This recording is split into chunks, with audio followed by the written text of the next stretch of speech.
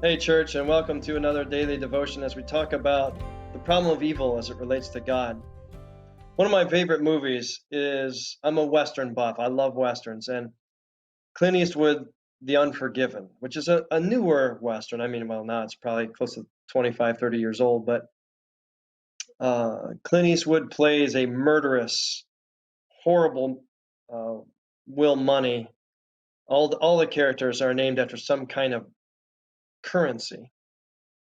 And as he's going into town, his friend, without too much spoiler alert, Morgan Freeman has been killed, and Gene Hackman is the sheriff of town, who's really not a very. I mean, he's a lawman, but he's got a hard edge. And at different points in the movie, uh, Clint Eastwood talks about killing people, and he says, it's a heck of a thing. It's a hell of a thing killing a man. You take everything he's got and everything he's going to have. And the young guy who's traveling with him says at one point, "Well, I guess these robbers that they killed, that molested a girl and tried to reconcile it with some ponies. I guess these guys had it coming." And he said, "We've all got it coming, kid. We all deserves got nothing to do with this." And in the end, Gene Hackman says to Will Money as he's about to be killed, "I'll see you in hell." And Will Money says, "Yep." So today, as we're talking about the problem of evil, I thought we'd talk about hell a little bit. In the Old Testament, you see text about Sheol, the place of the dead, not to be confused with hell. The idea is Sheol would be a resting place for your soul, where you'd lie dormant, almost like in a cryostatic prison on ice until the judgment day, when everyone would rise up at once to be judged and the books would be open on your life. But Sheol wasn't a place, good or bad, negative or positive, in terms of the weight of your soul. But in the New Testament, Christ talks about a place that we translate as hell, Gehenna. Now, Gehenna, it might surprise all of you to know that Gehenna you can find on a map.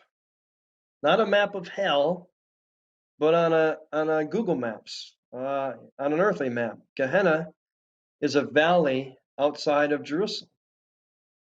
Gehenna was a place where people who had died a dishonorable death, or who were murderers, and people who were crucified, their bodies would be thrown into the valley of Gehenna. It was the city trash and refuge heap where they would burn with fire everything that they were throwing away. It was a place that previously non-monotheistic faiths had sacrificed their children by fire. So it was seen as a place that was dirty, that was defiled, that was defined by the smell of burning trash, sulfur, and flame. And when Christ talks about being judged, he talks about Gehenna, hell, Hades, Gehenna, as a place. If you want to think of an earthly experience that's a far away from the love or experience of who God is, then Gehenna is it. He didn't say Detroit or any other cities that we normally associate. Some of us are derogatory. People make fun of my hometown of Cleveland all the time. Your river's on fire. Jokes and derision. But Gehenna was seen in popular culture in the first century as a place of that you didn't want to be.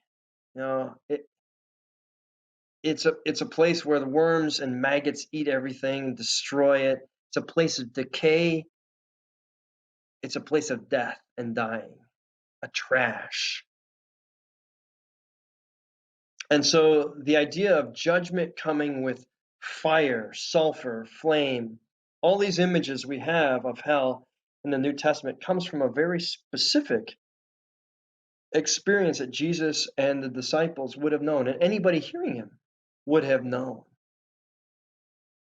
But it gives us perhaps some food for thought that while judgment, hellfire, or dealing with evil was very different biblically, because the last point I'd like to make is a lot of people look at the devil as being in charge of hell. You know, he's got the badge, chief of hell, he's got his pitchfork, and he's tormenting people eternally. But if you're going to read the Bible even literally in Revelation, you know, all those notions come from Hollywood and art and cartoons. In Scripture, the devil isn't manager of hell. The devil is thrown into a lake of sulfur and destroyed ultimately. He's not in charge of anything. Evil is, in the book of Revelation, dealt with and ended. And there's no suffering, there's no pain, there's no human-caused evil, there's no things that we would call evil, which are, you know, natural disasters. I mean, we define them as evil based on how they affect us, but whether they are moral or immoral is just part of the natural world. But the idea that the devil's in charge of our punishment it's just not biblical.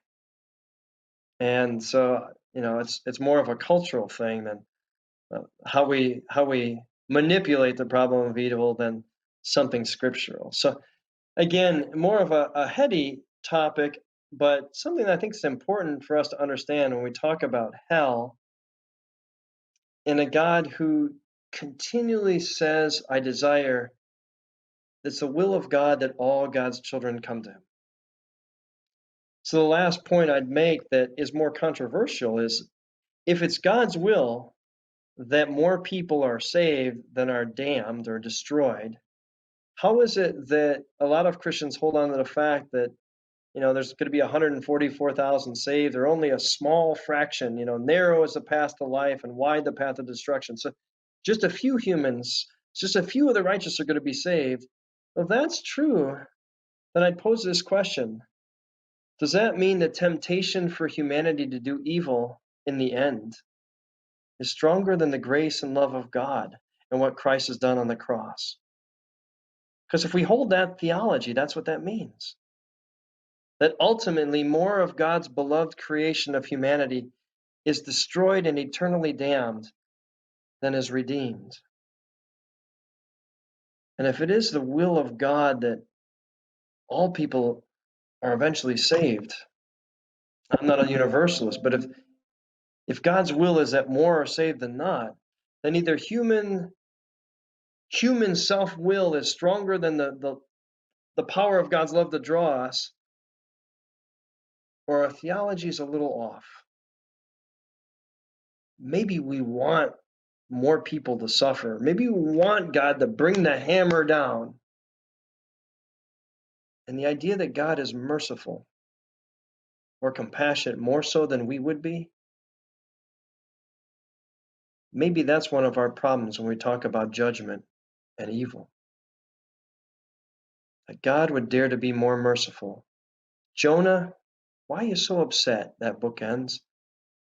Darn it, God, I didn't want you to save these darn Ninevites who I hate.